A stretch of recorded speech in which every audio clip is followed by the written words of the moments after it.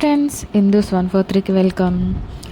Today recipe వచ్చేసి అల్లం చారు అనమాట.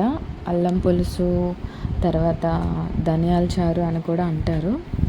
ఎక్కువగా ఇందులో మనం వేసే ఐటమ్స్ అన్నీ కూడా చాలా హెల్త్ బెనిఫిట్స్ ఉన్నవే మ్యాక్సిమం. ఎందుకంటే వర్షాలు ఎక్కువ పడినప్పుడు, జలుబు చేసినప్పుడు, ఇలాంటప్పుడు ఈ అల్లం పులుసు చేసుకుంటే చాలా మంచిదన్నమాట.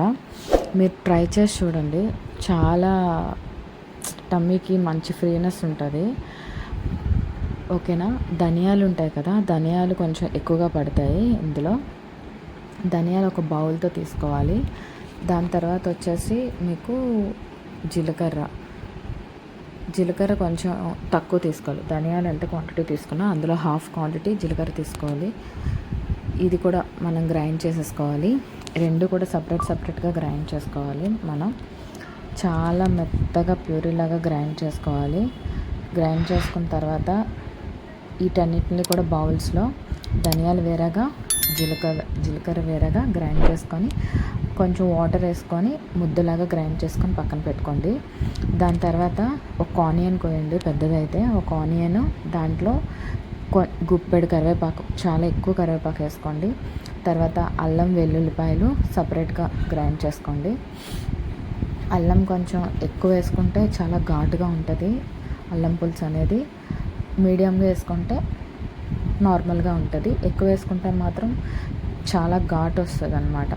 చూసారు కదా, నేను కరివేపాకు చాలా ఎక్కువ వేసుకున్నాను. ఒక్క ఆనియన్, కరివేపాకు రెండు సపరేట్గా మిక్సీ కొడుతున్నాను. ఇది మిక్సీ కొట్టేశాక గ్రీన్గా ఉంటుంది పేస్ట్. ఇది సపరేట్ చేయండి. ఇవన్నీ కూడా సపరేట్ బౌల్స్లో పెట్టుకోండి. చూసారు కదా, జీలకర్ర ముద్ద, ధనియాలు, తర్వాత గ్రీన్గా ఉన్నది వచ్చేసి మీకు కరివేపాకు, ఓన్లీ ఆనియన్ ఒకటి, ఇంకోటి వచ్చేసి అల్లం వెల్లుల్లిపాయ. ఇవి రెడీ చేసుకుంటే సగం పని అయిపోయినట్టే. ఈ అల్లం పులుసు అనేది చాలా ఫ్లేవర్గా ఉంటుంది. మనం తింటుంటే చూసారా, గొంతు పట్టేసినప్పుడు, జలుబు చేసినప్పుడు ఆ ఉన్న అనీజినెస్ అంతా పోయిద్ది అనమాట. చాలా మంచిది. ముందు ఆయిల్ పెట్టుకున్నాం కదా మనం పాత్రలో. ఆయిల్ బాగా హీట్ అయ్యాక అందులో ఎండుమిరపకాయలు, కొంచెం జీలకర్ర లైట్గా, కొంచెం కరివేపాకు వేసుకొని ఫ్రై చేసుకోండి. అది బాగా ఫ్రై అయినాక అందులోనే మనం సపరేట్గా గ్రైండ్ చేసి పెట్టుకున్నాం కదా, ఇది వచ్చేసి జీలకర్ర పేస్ట్ అనమాట. దాని తర్వాత ధనియాలు చూసారు కదా, ఎక్కువ ఆ బౌల్తో నేను ధనియాలు గ్రైండ్ చేశాను. అందులో సగం జీలకర్ర క్వాంటిటీ. జీలకర్ర ఎక్కువ వేసుకోవద్దు, ఎందుకంటే చేదు వచ్చేస్తుంది బాగా. దాని తర్వాత వచ్చేసి అల్లం వెల్లుల్లిపాయ ముద్ద కూడా వేసేసి వీటిని ఆయిల్లో చాలా బాగా ఫ్రై చేయాలి. ఎట్లా అంటే మన వేసిన ఆయిల్ వచ్చేసి పైకి తేలాలన్నమాట. ఇది వచ్చేసి ఆనియన్, కరివేపాకు ముద్ద.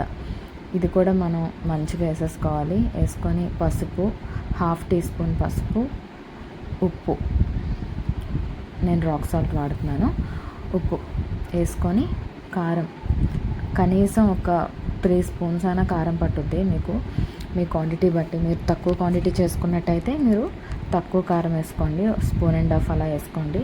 నేను ఎక్కువ క్వాంటిటీ కదా కాబట్టి నేను ఎక్కువ వేసాను. మొత్తం అంతా బాగా మిక్స్ చేసుకొని దీన్ని క్లోజ్ చేసి ఉంచండి సిమ్లో పెట్టి. అప్పుడు ఇందులో ఉన్న మన స్టార్టింగ్ వేసే ఆయిల్ అంతా కూడా పైకి తేలుతుంది. దాని తర్వాత మనం పులుపు వేసుకోవాలి. పులుపు వచ్చేసి మీరు ఎంత పులుపు ఇష్టపడతారో, పులుపు ఎక్కువ ఇష్టపడిన వాళ్ళు అయితే కొంచెం ఎక్కువ వేసుకోండి. చాలా ఎక్కువసేపు బాయిల్ చేయాలి. ఎంతసేపు అంటే ఆయిల్ అంతా అలా చూస్తారు కదా, పులుసు ఎంత గ్రేవీగా పైకి ఆయిల్ తేలుతుందో అంతవరకు మీరు చాలా ఎక్కువసేపు, నాకైతే ఇంచుమించు 25 మినిట్స్ పట్టింది మంచిగా దగ్గరగా చిక్కబడి మరగడానికి. ఇప్పుడు చూడు, అన్నంలో వేడి అన్నంలో అల్లం పులుసు కలుపుకొని తింటే చాలా బాగుంటుంది. మెయిన్ ఇది జలుబు చేసినప్పుడు, ఫీవర్స్ వచ్చినప్పుడు గట్టా చాలా మంచిది. ఒక్కసారి ట్రై చేసి చూడండి.